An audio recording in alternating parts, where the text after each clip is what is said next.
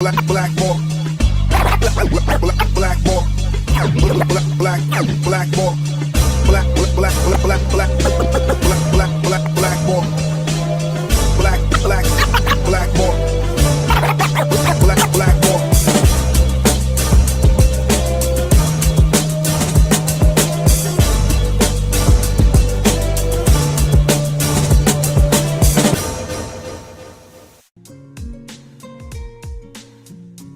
What is up, everybody? My name is James D. Fiore, and this is Blackballed.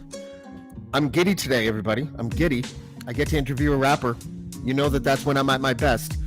I spend so much time interviewing journalists and politicians, and none of them know who Nas is, and it really pisses me off because I think you're supposed to know who Nas is. And the guest that I have today is... I hesitate to call her a Canadian because she's from so many different places. She's a super, super talented artist. She's a singer, a rapper. She does reggae. She can dance. And she's got an attitude that comes with a smile, and you just want to, you don't know if you should give her a pound or hug her or just bow down because she's just got so much talent. She's the 5-foot killer. She's the top biller in Manila. She's the can't miss shooter from out in Vancouver, the lyrical Tonto with roots up in Toronto, a hip hop scholar, an official globetrotter. And if you step, you might get stung with that warrior's tongue. Ladies and gentlemen, MASIA ONE. MASIA.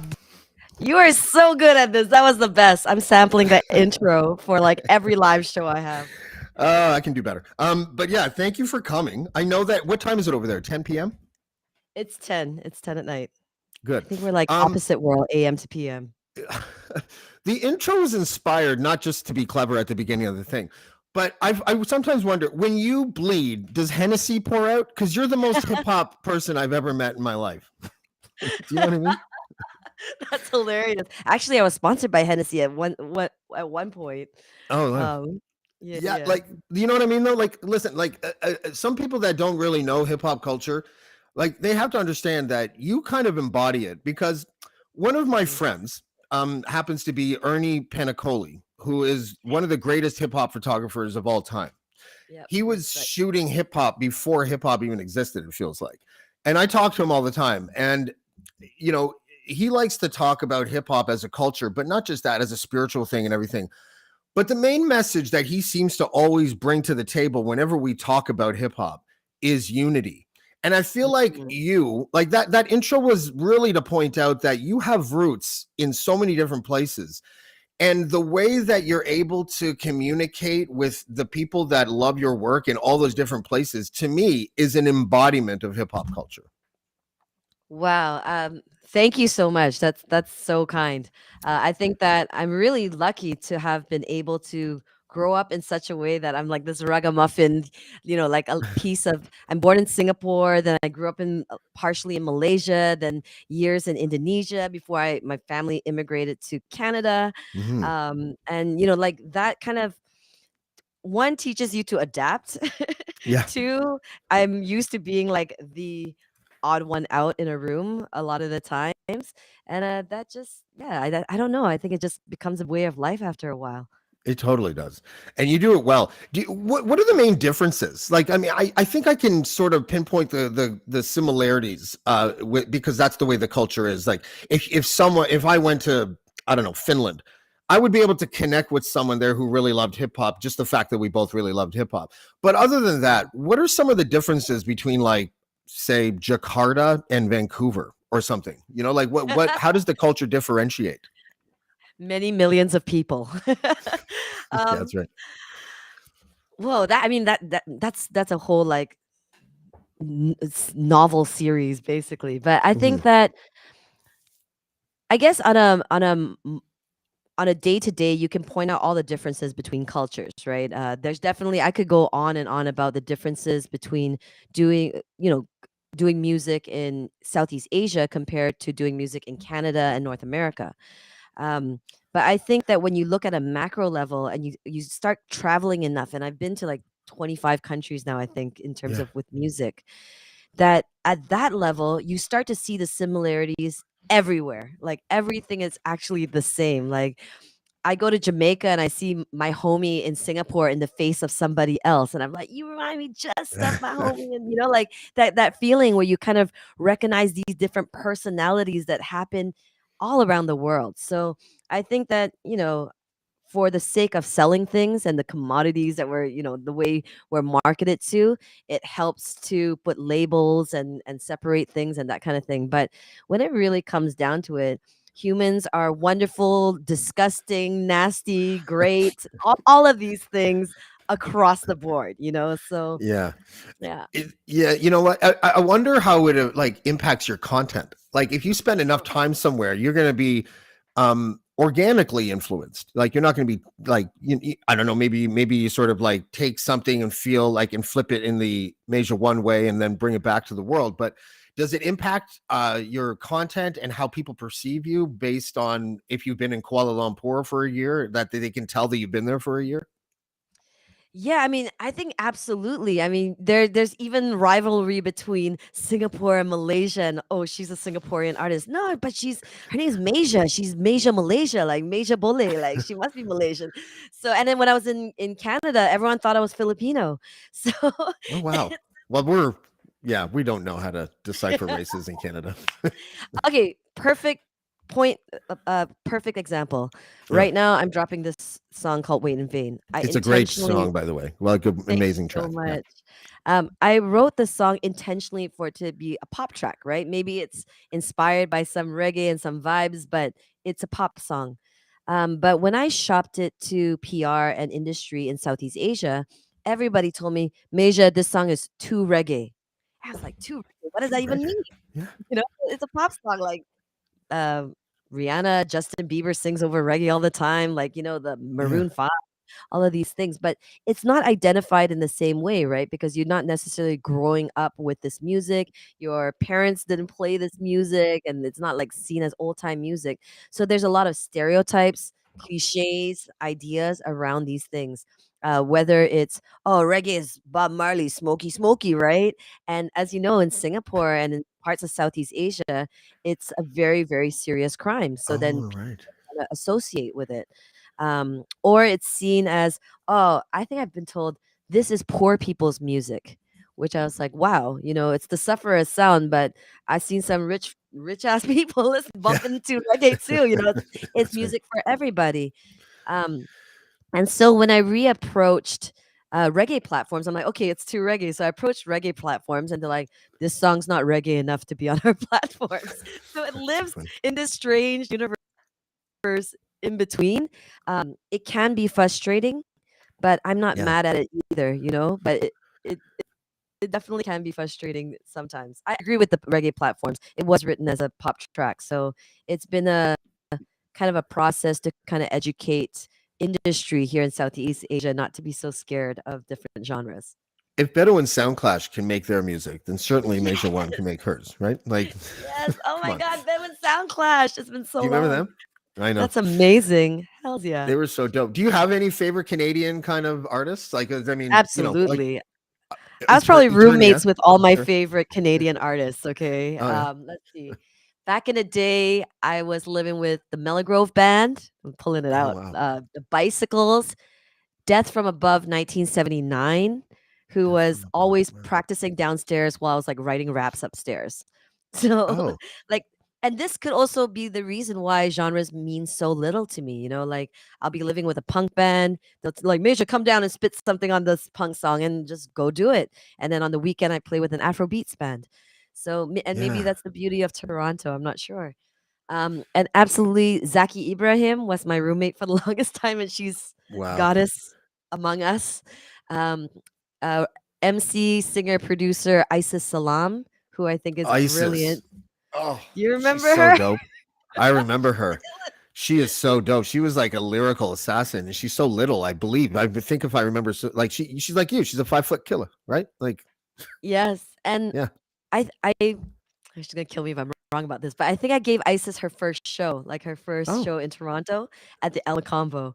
Tanika Charles was staying with us for a little while. So everyone that kind of grew in this time in Toronto with became my favorite artist. Eternia, of course, Mhm. all day, every day. I toured across Canada with Eternia too. Oh, that must have been so much fun.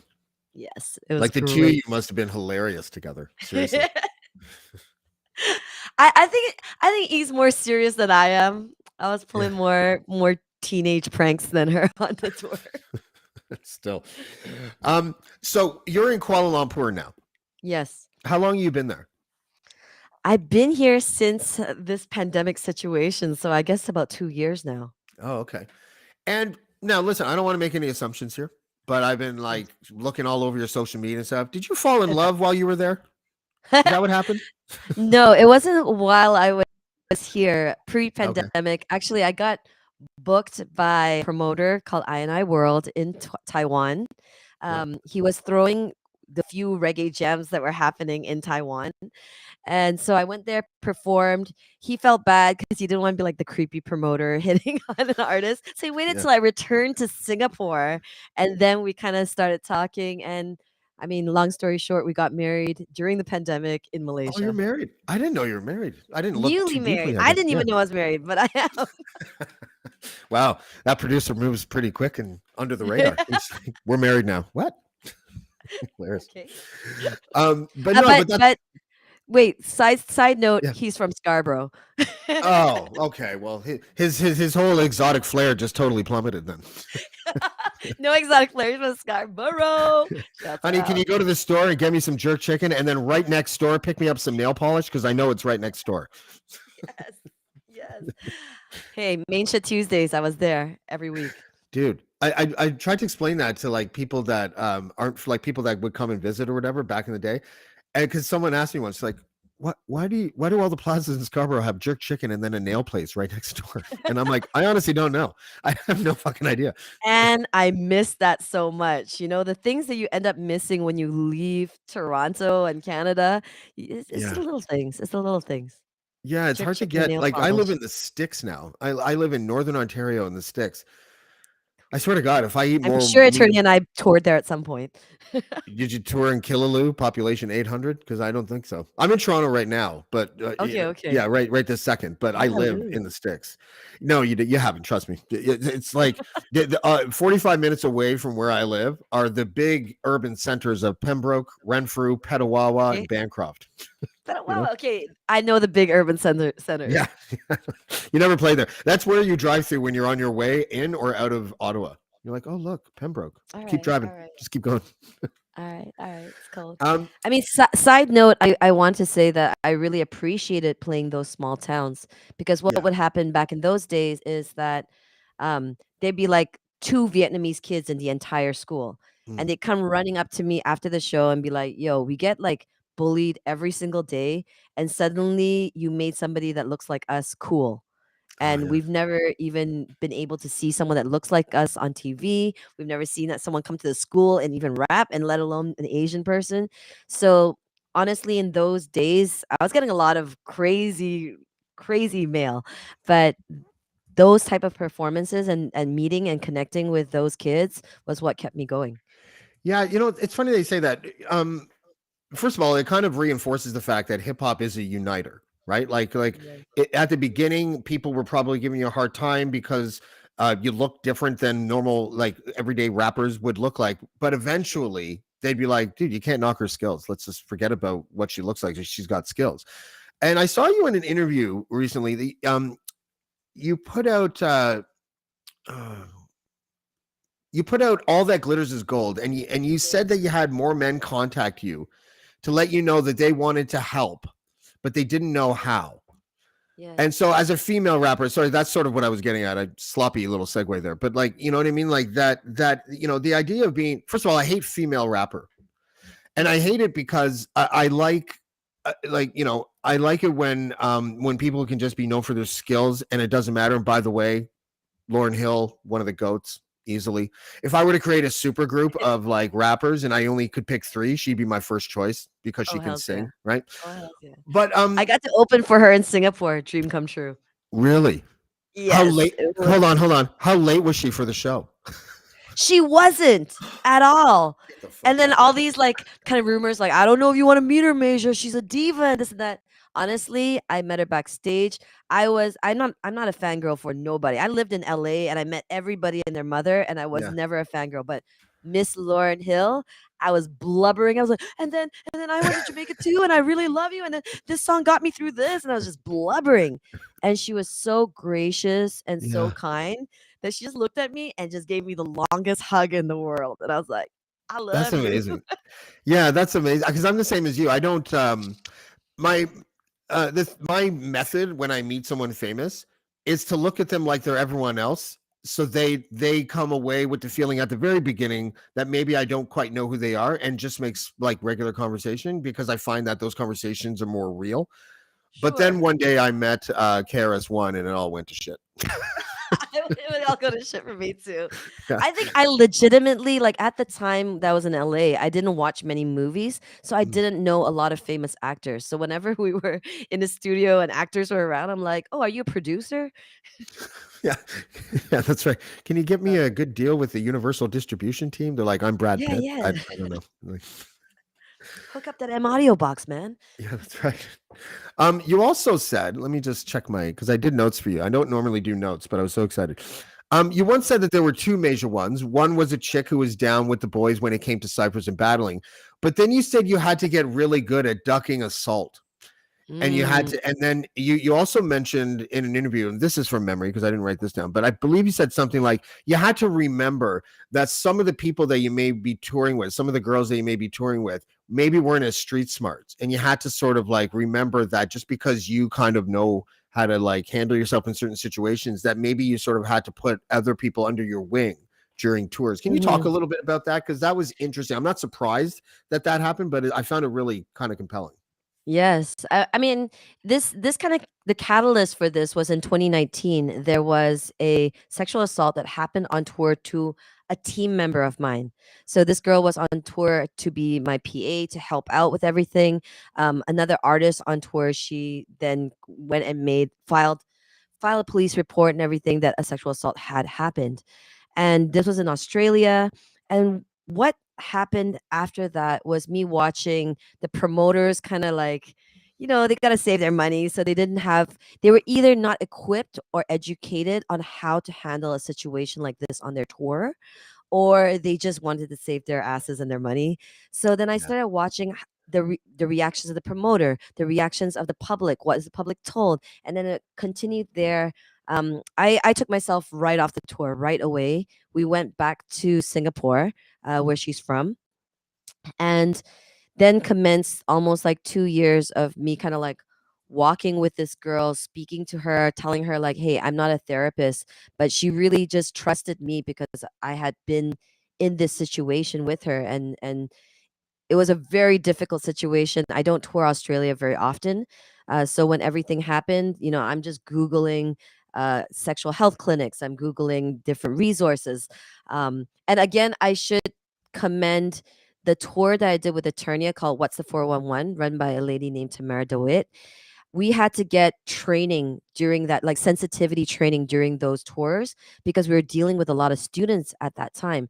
And that was like 10 years before this incident happened. But all of that training kind of kicked in now, where I'm like, what do I do? Okay, let me remember what can I do?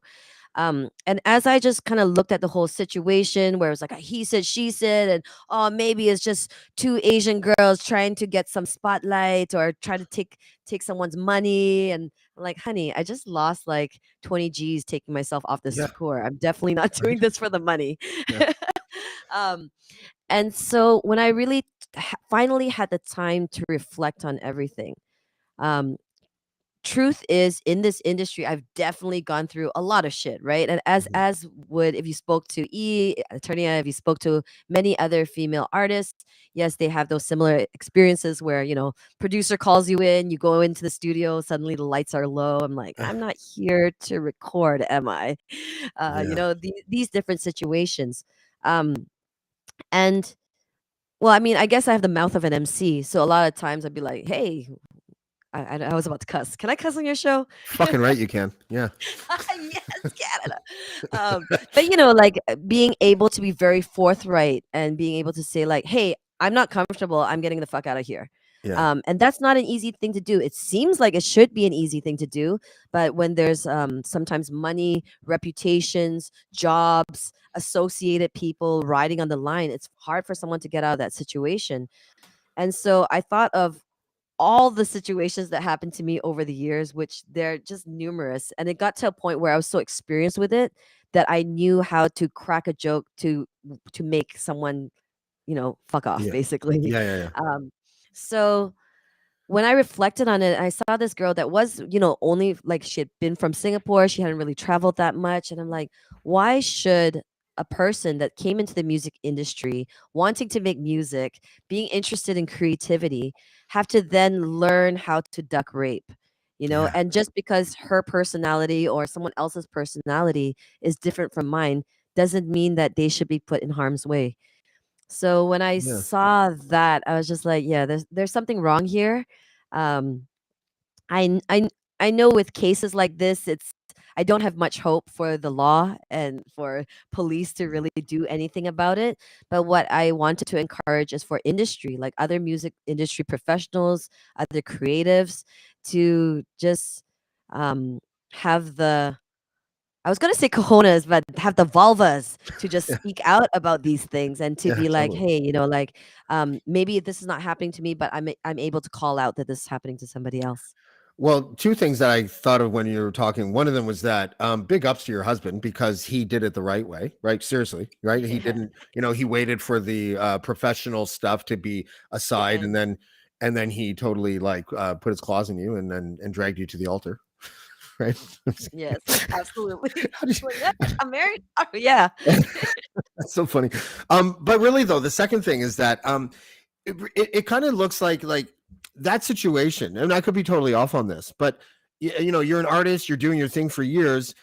That happens. Is that the fold in the page that sort of denotes the next chapter of the professional musician known as MASIA ONE? Because Mm, a couple things I'm thinking of. One of them is that girl. You did her such a favor. You walked away from money, you walked away from the tour, and she probably felt protected. And I think that's hugely important. She probably felt respected or something, right? Like just the fact that you would do that. And the second thing is that you like it feels like you went from the artist to sort of the person controlling your own destiny with a situation like that as the jump off. Like you're now like a mother hen rather than just a cog in the machinery of the tour. Do you know what I'm saying? sure, sure.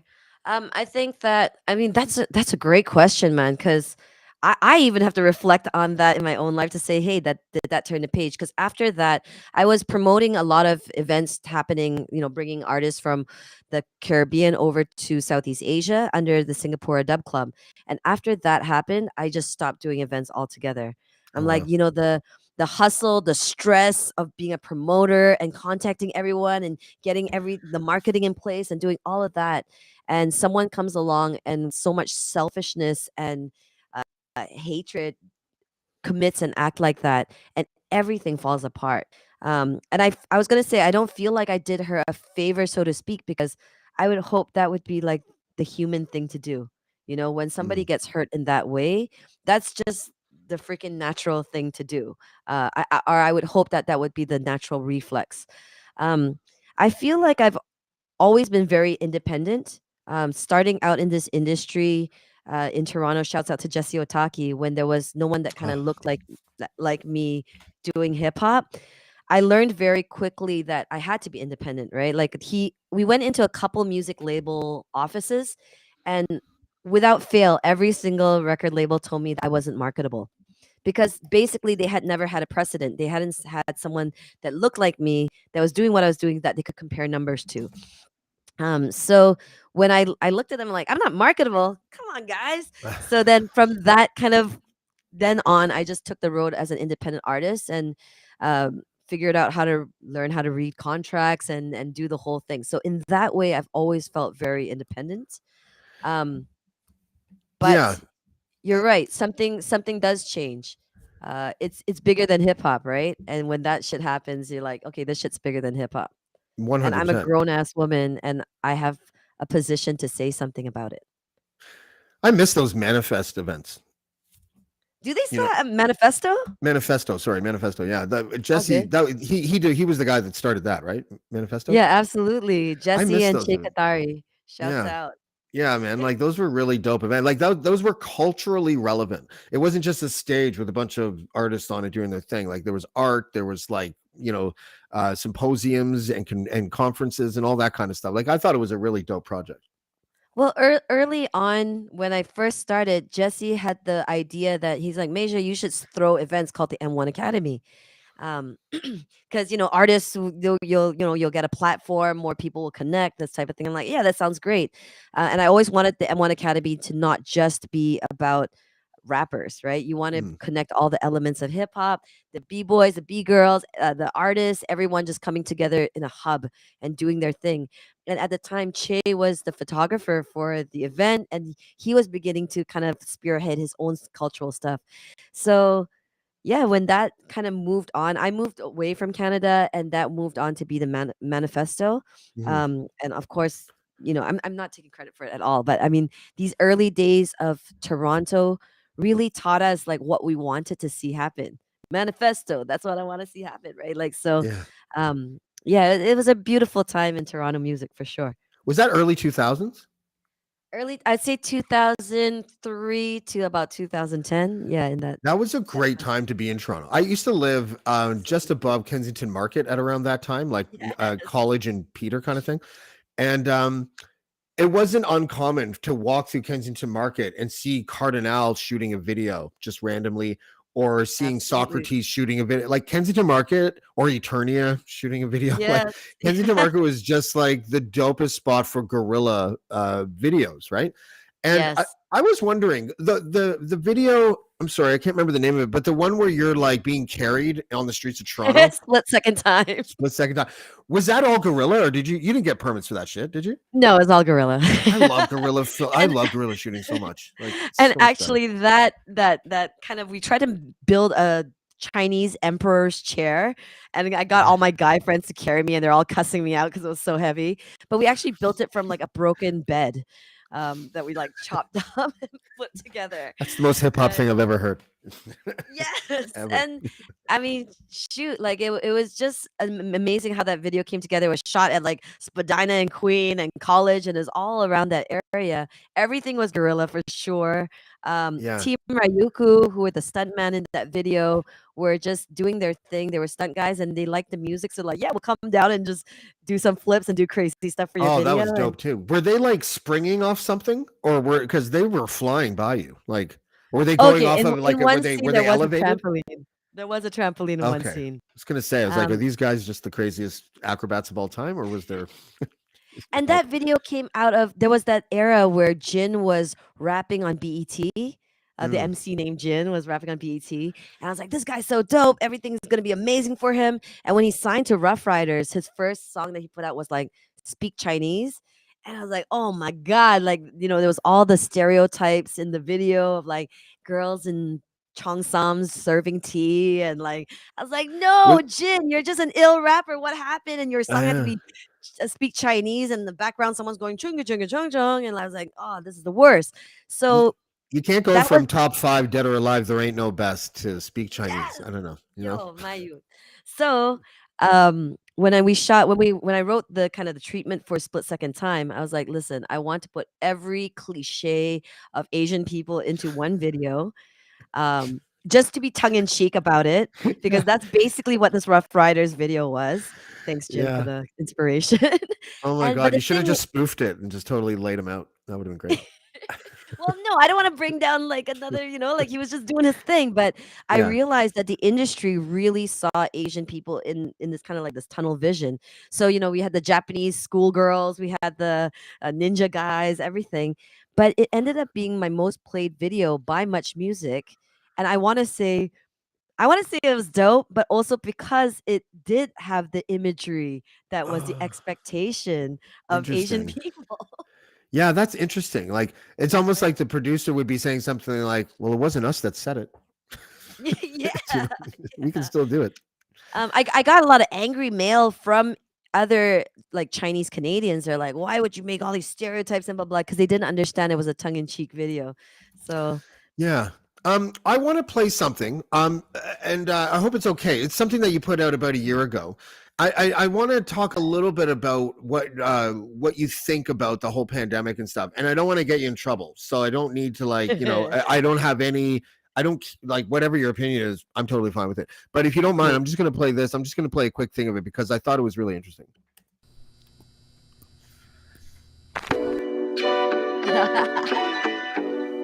Let's get it. We may be listening to our public health authorities, and they may be recommending what they call social distancing. Well, what does that mean? I'm about to briggity break it down to you 3 times a charm, a hat trick. I biggity bounce around the viral township, wild dramatic. No diggity, no I doubt I'm loud like when no Harajuku. Biggity make my way back home, you want some, I want buku. Salute you, namaste, no more handshake like you used to.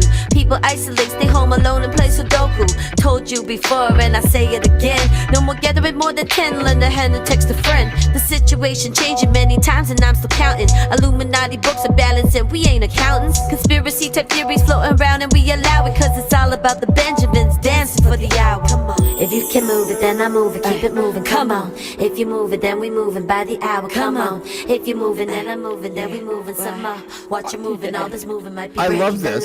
law. There's a few reasons why I love it. One is that if you look at the lyrics, you're not actually like saying fuck all governments for making us stay inside because it's a big conspiracy. You actually go out of your way to sort of say that we just allow these conspiracies. I think if I understood it right, to just sort of foment. And so it would be easy for someone to sort of take that video and just or that track and make it seem like what you're doing is entering the QAnon sphere and saying that like it's all a big hoax and stuff. But that's not really it, is it? No. Um, I mean, I wrote this at a time where in Malaysia, there was they took it very seriously. There's like armed guards everywhere. Tried to Mm. buy oatmeal at the supermarket. There's a guy with a submachine gun at the oatmeal section, and you're like, whoa, well, this is wild right now. And I got to see how quickly things could just change like that. So, I mean, listen, I think at the end of the day, my message is always that I just want people to have a choice, the ability to have choice. So whether that's educating on all things, um, not letting money be the only influence or the tipping point of things, and just choice, just the power of choice. I think that's Yeah. that's my stance. It was tough being in Canada during that. What I kind of liked about that track actually is that at the very end you have Justin Trudeau talk. You took a sample of Justin Trudeau talk. That was my producer. Oh, is that? That was my producer from Portugal that took a sample. Wow. Well, it was a good, well placed sample. Yeah. But yeah, the pandemic. I every time I have an artist on, I ask them this question because I feel like that we're entering a renaissance of music from that was born out of the pandemic because people Mm. weren't able to sort of move. This album that you have, is that a child of the pandemic?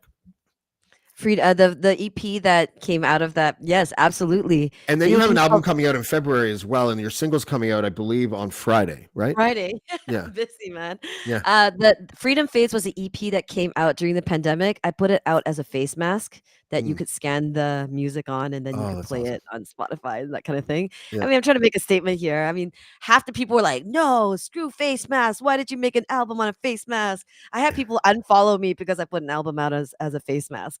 I'm like, "Don't you get the pièce de résistance of this?" Yeah. Anyways. Fall in Montreal. That's what you Yeah, just you're not reminded me of. feeling like but yeah, that whole record was definitely born out of the pandemic. We couldn't leave our houses, so Yeah. next best thing to do is buckle down and get some music done.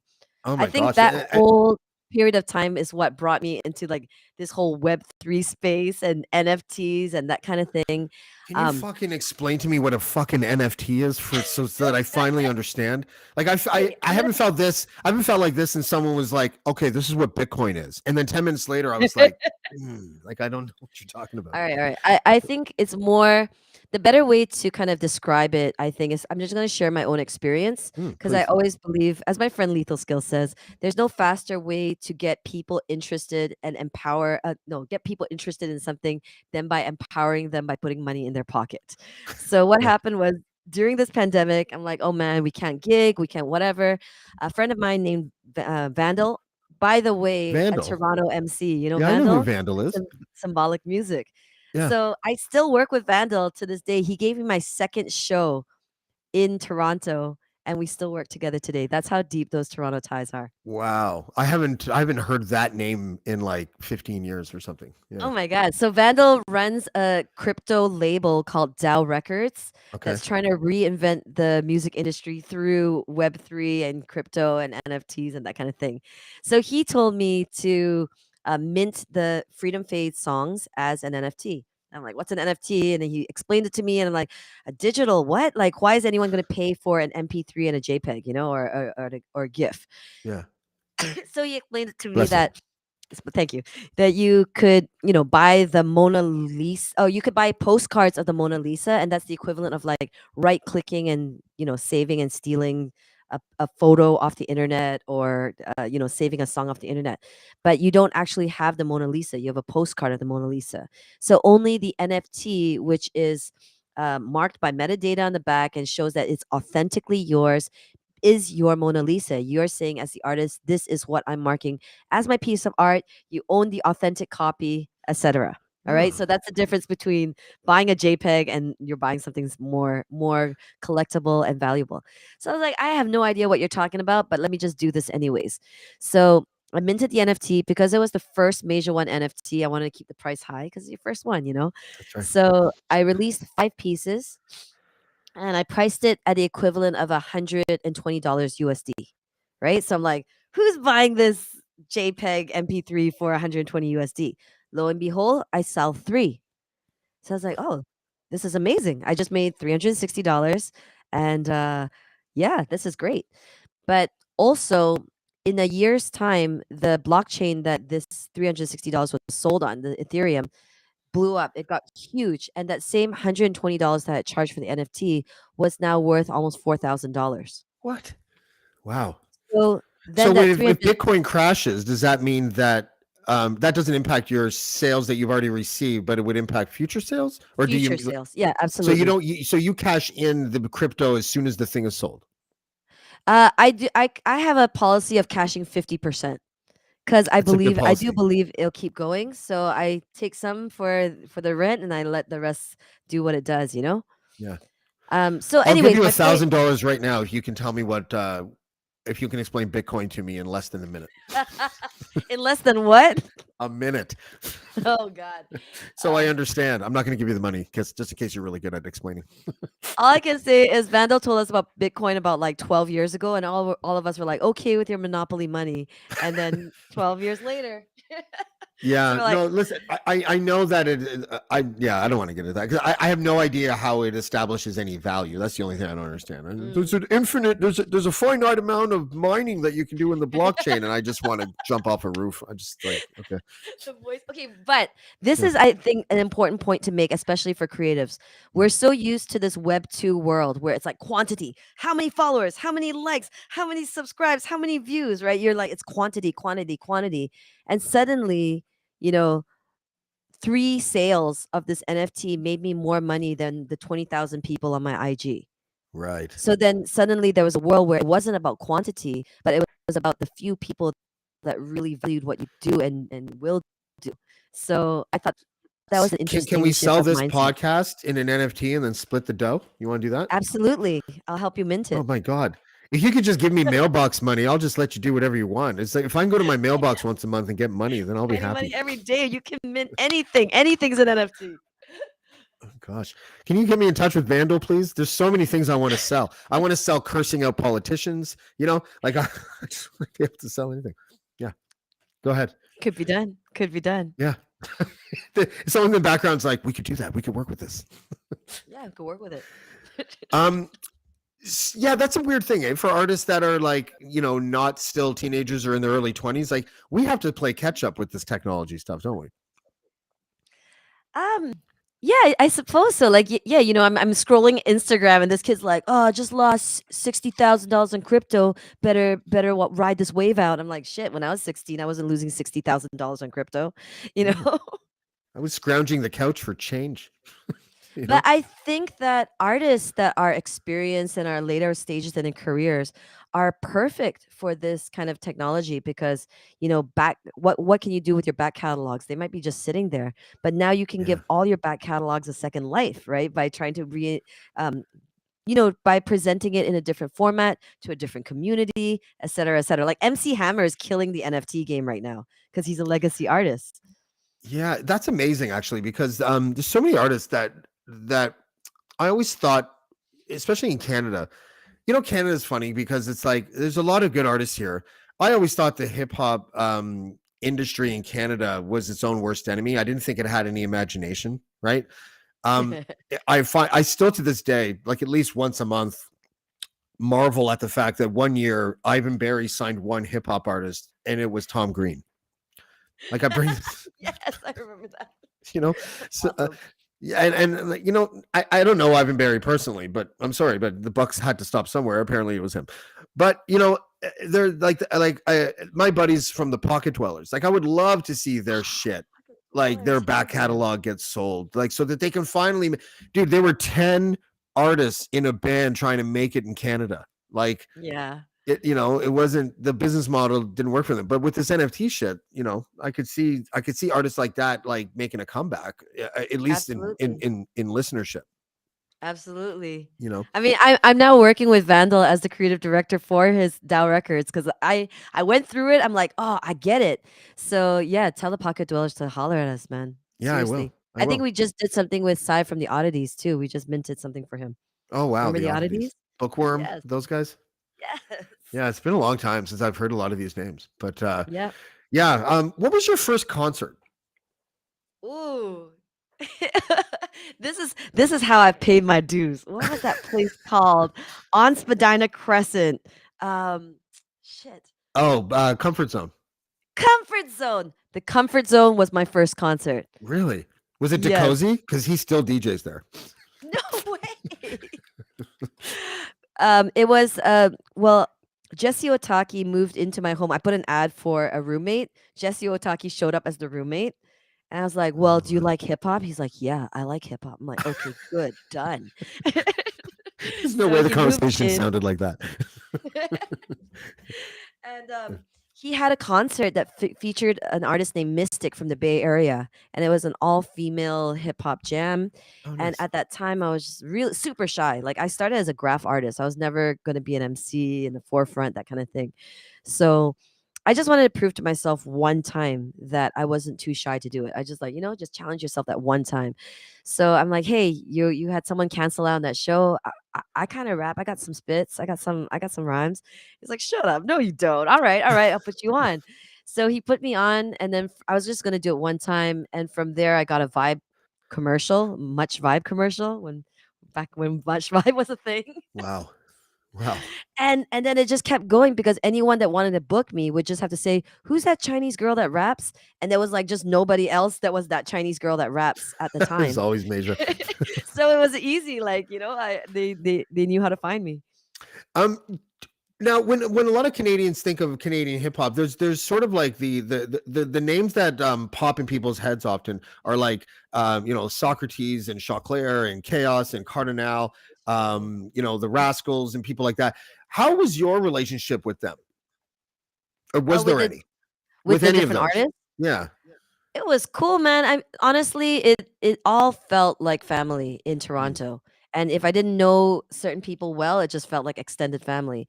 Um, you know, wherever I went, like even when I bumped into Cardi, he'd just give me this head nod. I'd be like, "Oh, Cardi head nod." And in those days, um, someone was asking me in Malaysia who to book. At some point, I had mentioned Cardinal Official because I was a huge fan, and then he ended up playing Malaysia at some point too. So there are connections that happen that yeah. people might not even know that happened, Didn't So, you yeah, it didn't you both work with Akon?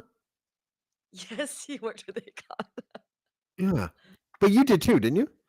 No, I didn't work with Akon, but I worked with a producer named Che Vicious, or Okay. AKA Che Pope, that ended up linking me with a lot of American rappers and that type of thing. And are you like friendly? Like, are you homies with any of the American rappers? Because I always ask people, Canadian rappers, that too. Because I had Classified on, and Classified was talking about how he wouldn't tell me names, and I wasn't going to ask them for him. But at the time, but he was like, yeah, most of the American rappers are cool, but they always size you up first. He said you get sized up a little bit first when you first go down, and then eventually, when they hear your shit, they become familiar with you and they like you. Then you're like, Yeah. okay, you know. But was there a sizing up period? I mean, I think there definitely is a sizing up, which I expect for hip hop and for MCs. So I wouldn't expect any less. But in the industry side of it, I would get sized up because people thought that I was like the game's video girl. If I was sitting at the studio and that kind of thing, they come up to me like "Konnichiwa, mommy, Hello Kitty." I'm like "Hello Kitty, motherfucker." Um, so I got a lot of konnichiwas in my time working in the industry in LA. Yeah. And yeah, so I think the sizing up happened where they figured they had me pegged, and then I just get behind a mic and spit, and people are like, "Whoa, what just happened?" So definitely a lot of confusion. Yeah. It's a tough country to make it in. It's a tough country to put out a single in sometimes, or at least it used to be. Um, Yeah. what I was going to ask before, actually, I want to go back to something because is the NFT stuff and the sort of like the Web 3.0 thing is what a great smack in the face to labels who are still trying to rip people off via Spotify and things like that, eh? Like, is it a I mean, reaction to that, you think? Do you think that's where the innovation came from? 100% it is. Like if you are in kind of Twitter spaces and the spaces where Web3 music is happening, um, a lot of the time, like a few of the music industry panels I was on, they're like, well, I'm not going to trust a bunch of, computer nerds with my career. I mean, we are music industry professionals. We've been doing this for years and we know what we're doing. So there still is very much is still rooted in the music industry, the traditional music industry. Mhm. But people that I've worked with in Web3 are music industry professionals for like over 20 years that just got tired of the business model that wasn't being fair to creatives. Yeah. So it, it on the blockchain, you can't lie, right? You can see everything there. The transactions that are made, the splits that were decided, who got paid, whether the money made it to them. Um, in the traditional label, right? When you make some money, then maybe you have to wait till like the last quarter and then they'll pay you out in the last quarter. Basically, when you sell anything on Web3, the splits are done automatically and boom, it's in your wallet as soon as it's sold. So there are a lot of things about this model that then kind of does give, um, some problems to the traditional music industry for Good. sure. Good. I never really like had to deal with any like labels when it came to like any like I used to throw events, and sometimes you would get a label guy in there and he'd be like, you can't have that logo behind stage if we're going to shoot something because we have a sponsor with one of their competitors, and my response was always canned. Fuck off. It's not your stage. Blur it out in post. I don't care. And they would, and you know what they would do? They'd be like, okay, because they knew that they were asking for something that I didn't have to give, and I don't Mhm. think that they were used to being spoken to in like that. But like, Absolutely. but if you have no leverage with me if I'm the event producer. You really don't. I booked your artist. Yes, Therefore, anything that yes. you see inside, unless you want to pay the venue something, you can blur it out in post. But now it feels like they don't have an identity anymore, which I fucking love. You know? Mm, that's interesting. That's interesting. I mean, there's so many applications of it. Like I run a publishing label here well, it's based in Singapore called Nusantara Records. Nusantara being the name of Southeast Asia when it was ruled under one sultan, and before it was like, split up into all these different countries: Indonesia, Malaysia, Philippines, that kind of thing. Mhm. So I'm kind of trying to represent the Southeast Asian archipelagos, and so we do publishing and placements, sync and licensing and that type of thing. But what I realize is like, when I have songs where I have a song coming out in November, that's a remix of Not All That Glitters Is Gold. It's like, 15 women from around the world that collaborate on it and everything. But when you handle this as a label or as a publisher, it's a nightmare, right? Because now have to figure out paying out splits for 15 different people. not including the producer, and did everyone get paid, and did it go here, did it go there? So it becomes a unique opportunity to be able to use Web3 tools to be Mm. able to make these things a lot more seamless. And I imagine a future where like you could buy my NFT and that gives you a license to do a sync placement for my song for X number of time period, Oh, you know? interesting. Yeah. Like to So I use it think, for in promo material or to use it in like short yeah, film maybe or something like that kind of thing. absolutely. I mean, to me, the one interesting thing about the Bored Ape Yacht Club whole phenomenon is that when you buy your overpriced, your very expensive NFT from Bored Ape Yacht Club, Yeah. that you own the IP. So that's why Eminem and Snoop can show their Bored Apes in a music video. You could make like your Bored Apes pajamas. You can then now sell that brand, right? You have Wow. you own the IP of it. So yeah, there's a lot of interesting experiments happening in the space for sure. What's so last night, I'm at my cousin's house. My cousin is like this 63-year-old Dutch man. Okay. And he very seriously sits me down because I told him, I'm like, I told him all the guests that I have on the podcast or whatever. And he sits me down, and he's all serious. And he's like, he goes, James, can you give me a quick tutorial on the type of hip hop I should be listening to? Because I've never really listened to it before. And so he started off like this. And by the time he was done and he went to bed, he was like this, right? But he's still a 63-year-old Dutch man. But now he is a MASIA ONE fan, a Nas fan, and a Tupac fan. Respect. Yeah, really. Respect. So That's those are the amazing. three that I played for him. I played him Nas first because that's my favorite MC, and then I played Dear Mama because I figured that's the kind of Tupac song that maybe he could get down with. And then I played Sure, Warrior's sure. Tongue because I know he likes drums. And so now you're not only you're in his top 5, you're in his top 3. He only knows 3, but still you're in his top 3, and you're beside Tupac and Nas. So there you go. This is Yeah. amazing. I know. This is amazing. But okay, here's even better a story to segue from that. Yeah, So yeah. the beat for Warrior's Tongue was originally for Nas. It was created by Che Pope. I was working in LA at the time. Che was one of the producers on Miseducation of Lauryn Hill. Yeah. He worked with Aftermath. He worked with Kanye. He worked with all the kind of people that we see in the mainstream, right? Mhm. And that beat, he said like, yeah, I think this is a banger. I want to, play it for Nas. And I was like, if I could demo something on this track and it's dope, can you get me on a collabo with Nas? that was the plan. That was the plan. The hard Hey, ask, man. You got to do it, you got Yeah. to shoot for the stars. You got to try, That's right. like I just figured there's not the likelihood of a Singaporean girl that fell in love with hip hop when she was 8 years old in a like wet market because I found a bootleg Public Enemy tape, and suddenly I was in a room with all the producers that made all my favorite hip hop music, and I was there working. So I'm like, Wow. okay, it's now or never, like let me do this shit. So Um, so that rep that Nas has of not being a very good beat selector could just be that people scooped the beat away from him before he had the chance to consider it. I'm not sure. I have no comments on that. But after I spit Warrior's Tongue, because Travis, who's also working on the beat, Travis Von Cartier, he was like, just make something anthemic. I'm like, okay, I'm going to make an anthem. It's going to be an anthem. It's Oh. going to be like a And Warriors so anthem. sometimes people get tired of the songs that they created that were anthems. Well, Sometimes they get a little, I don't know. You just get tired of it. You spat it like 1,000 times and everything like that. Are you the same? Like, do you not listen to stuff for like years and years and then listen to it and be like, oh fuck, I love this track? Like, or do you kind of get bored with your own shit like most artists I know do? there's a lot of songs that I probably haven't listened to once it's released. I haven't listened Yeah. to it in a long ass time. But with Warrior's Tongue, when it came out, that whole kind of Burning Man ecosystem of DJs Mm. loved it, and it got remixed like 60 times. Oh my God. Um, When I went to, do you mind if I play a little snippet of it?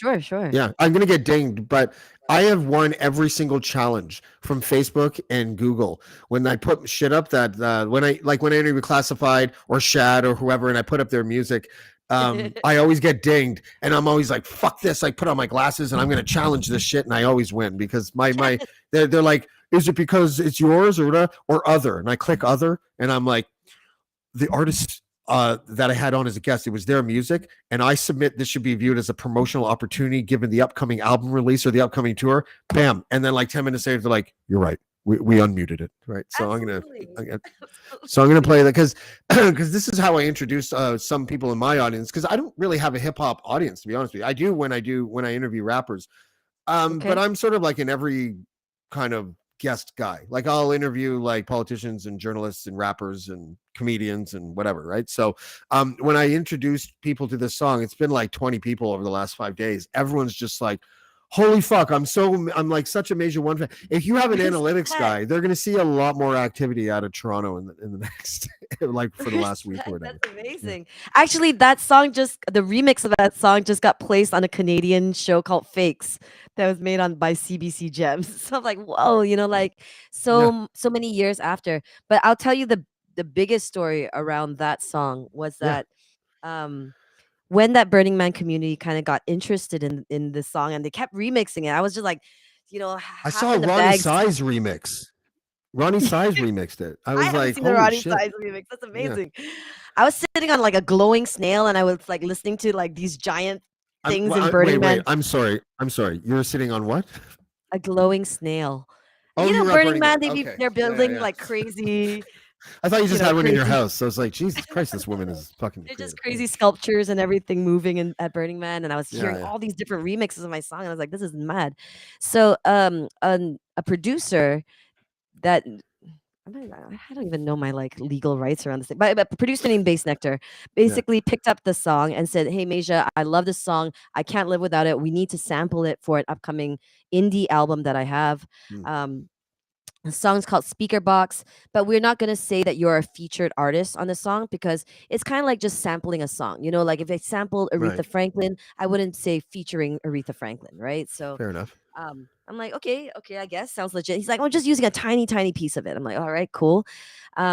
I made the mistake. I had just moved to Singapore and I was feeling very, very lonely. I was away from my resources. I was starting from scratch all over again. And suddenly there was this producer that came in that was just like, yeah, I can't do without you this song. You have to let me sample this, blah, blah, blah. So I signed a bad deal. And that was my own fault. I should have had representation. I should have had someone look at it. But I signed a bad deal. So from there, the song went on his indie album. But a couple years later, a friend called me from Times Square, New York, and she's like, "Why is your voice coming out of every speaker in New York Times Square right now?" And I was like, "You racist! You just think all Asian girls sound the same." She's like, "No, it's definitely you." So she holds it up, and I was just like, "Oh shit! It's Warrior's Tongue. Why would they be playing Warrior's Tongue in every speaker out of Times Square?"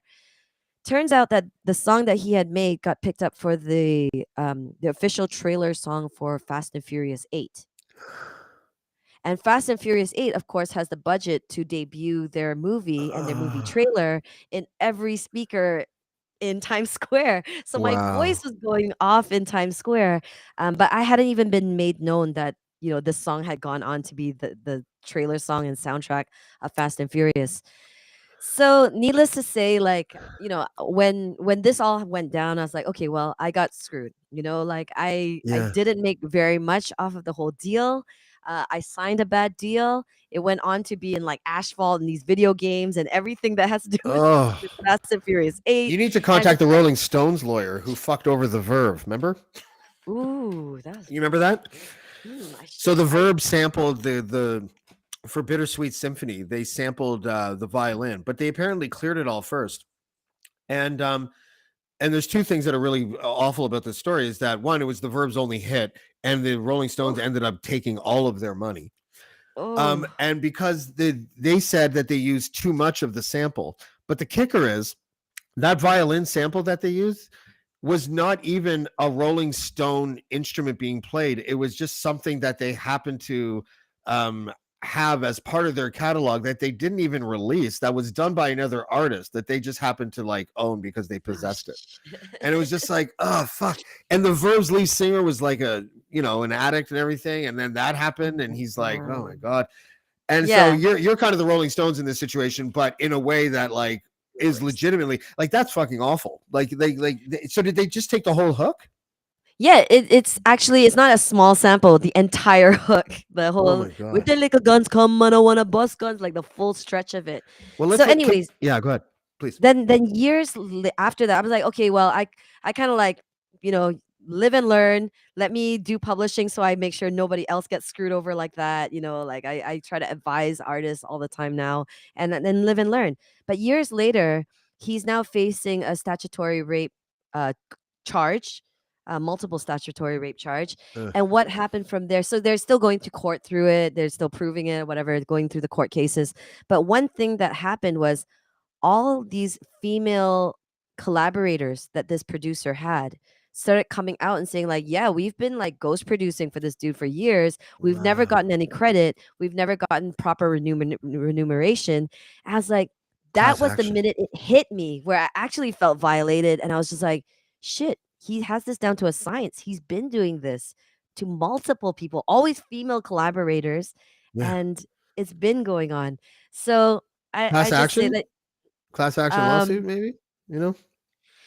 I, I don't know. I've let several lawyers take a look at it and they're just like, you're shit out of luck. This Fuck, now you got to person deal knows with lawyers.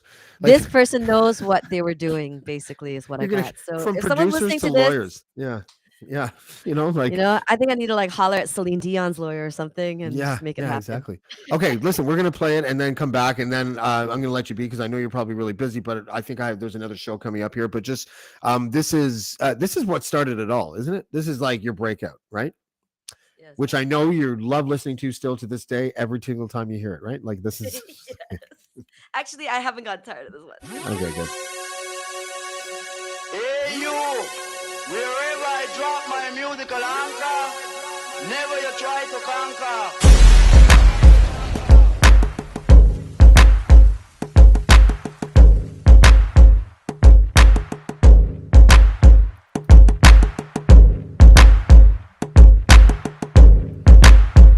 With the little guns, come on, I wanna bust guns on the run when I come with the warrior song. Got my back to the sun when I rise, and the one chosen for the day proud. I'm the warrior song. With the little guns, come on, I wanna bust guns on the run when I come with the warrior song. Got my back to the sun when I rise, and the one chosen for the day proud. I'm the warrior song. Yeah, just the warrior song. Watch this. Peacetime, war this evening. Yin yang changing and creeping, no time for sleeping. My heart is heavy and deep, and on the hustle like grind. Throw your sign where my charm go be. All my people they find they got that street sense. Now they always on time, don't need no pretense. My steez is fresher than pound scent to shine double back. Got that polish and that piece called time. Ooh, need me. Bass on the rhythm, hearts beating, a spark at night. The summer's leaving, breathing in the scent of the breeze. An architect with the keys, skylark with the Nazi dress tees. Yo, take a peek, heard a whisper on approach. Big things just like wine, secrets always riding hope. Motorola always beeping off the chain. Maintain, they like to call me daddy like my name was Kane. I fight, call me caddy, raised against the grain. On the down low, daddy, I'm just playing the game. Yo, with their little guns, come on, I wanna bust guns on the run when I come with the warrior song. Got my back to the sun when I rise, and the one chosen for the day proud. I'm the And warrior yeah, song. I mean, everyone I know that's ever listened to that song is just like that is an it's not even it's too good to be called an anthem because I don't feel like it has like I'm sure some of the construction is sort of pop formula in just in a sense, but it doesn't sound like anything that you would ever put in a pop category. You know? And it's fucking gangsta. Like it's just a dope Respect. track. It's what honestly I would say, just as I'm thinking about it now, because I'm thinking about all these breakout hits that started the careers of Canadian rappers. It's easily my favorite. Respect. Thank you so much, man. I mean, I wrote that one from the heart. It's gone around the world. It's had many, many versions and that kind of thing. Mm. And I think it really is how I feel, when people meet me and I'm like 5 foot nothing, but a warrior spirit. I just wanted to make a song that made people walk into work, even if your work going into like your cubicle, that you just feel big and bad when you walk up and you're like, Yeah, yeah, you feel that's brave right. about life. That's right. 5-foot killer through Manila like Pacquiao, right? Like, isn't that how it says? Something like that? Yeah. And the Yeah. video was shot in Manila in a hood called Tondor. So shout And out to all was my it people in Tondor. was it guerrilla shooting there too? Absolutely. I had to go in and get the approval of the Don of the hood. And then he was, I'm like, I was scared that he was gonna be this big gangster dude. He was this little guy, and he's like, all right, I like you. Hi, I'm Don. All right. Like, Let's make hi, I'm Don. Sure, Yeah, go ahead. Would you like some yeah. scones? So it was So great. funny. Your videos, by the way, they seem to like a lot of your videos are done by different directors, aren't they? But they all look really unique in their own way. Like you were using drones before people were really using them and stuff in your videos. Yeah, Like, I'm really blessed to work with so many amazing directors. I think the early on, Matt Burke was the director that I worked with for Split Second Time, The Hazing, Montreal in the Fall. mm. I mean, I don't know if you've ever seen The Hazing, but I'm like the Bride of Frankenstein with Death from Above as a werewolf and a vampire. Yeah, So, I didn't see that, but the Fall in Montreal one I really like because I was born in Montreal, oh and it shoot, just okay, nice. and it was such a departure from what I've heard from you before. I thought it was really dope. Yeah. Yeah, I mean Matt Burke did a lot of and we've been trying to get on a call like out of nowhere, maybe a month ago, Matt Burke hit me up. I was like, Major, what are you saying? I was like, oh my God, I've never heard from you. Let's do this again. So the Nice. connections are still there. I'm so grateful that the connections are still there. Yeah. Um, I've always felt that art and creativity goes beyond the music. You can be creative in your hustle, you can creative in the video.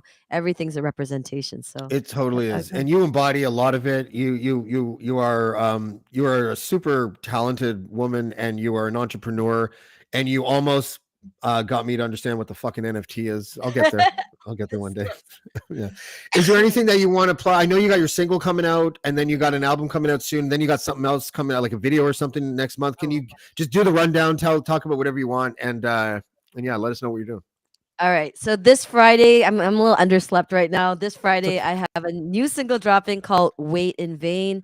Um, it was written during the pandemic when I was feeling kind of down, and this beat from Canadian producer Kevin Perkins really just changed my mood. So it's just a chill song, and I hope that it did for me. This rhythm and this vibe did for me. Do for you what it did for me, which is just put you in a good place, in a chill Hmm. place, in a vibey place. Other than that, I have a Jamaican jerk marinade out here called Suka Suka sauce. What? Um, yeah, I run. It's funny. I can buy something that isn't Grace, right? Yes, it is the world's first 100% all natural, no preservatives, no added salt, none of that. But I will basically, listen. I will plug the shit out of that if you send me a bottle. I will literally I'll like. send you a I will bottle. like every show be like. This entire podcast was brought to you by MASIA One's jerk sauce, like whatever it's called. I'll do it. And suka suka in Malay and in Indonesia, like when you're like, why didn't you go to work today? Ah, suka suka lah. So I was like, okay, this reminds me of like Irie man, everything nice, suka Yeah, yeah. suka. But then I found out what suka suka means to Russians, Oh shit. and What does it so mean? basically it's like bitch horse sauce. Well, that would sell in Russia probably. It could be a thing, it could be a Yeah. thing. Anyways, I digress. But the suka suka sauce is basically to kind of change the stereotypes of reggae music and how people perceive that music in this part of the world. I want to Right. just kind of and give these artists here that don't have a platform to perform and that kind of thing. So doing it through the food. So I'm going to Oh. be launching a lot of stuff around that really soon. Are you I think selling it in that's Canada? not yet. I don't have a distributor, and because it has liquid, it's very difficult to just, like, mail it, Like, it has to be a proper container and a Yeah. distributor and that type of thing, but I would Okay. love to actually. Yeah. Okay. Well, listen. I'm so funny. I love your music, but now I just can't stop thinking of jerk chicken. So yeah. It's legit. I'm sorry, like, much love and respect to every Jamaican auntie and uncle that let me cook with them and be in Yeah. the kitchen and smell the food and sweat the same sweat. Oh, yeah. And yeah, I really worked hard to make something very authentic. And yeah, that's that. Awesome. Mm. I love talking to you, and I would love to have you back.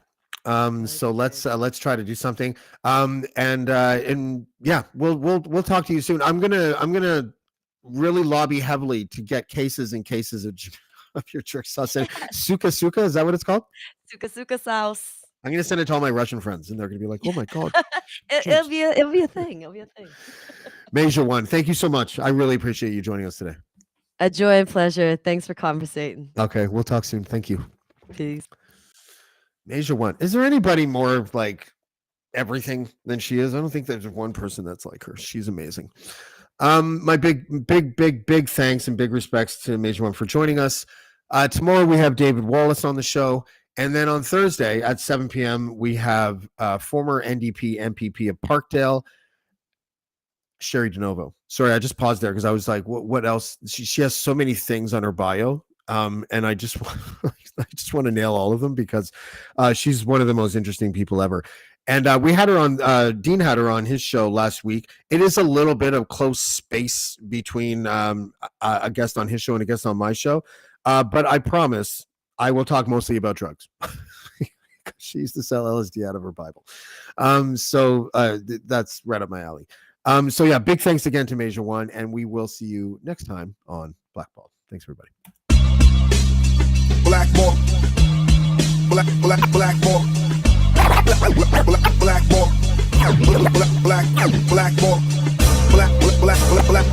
black.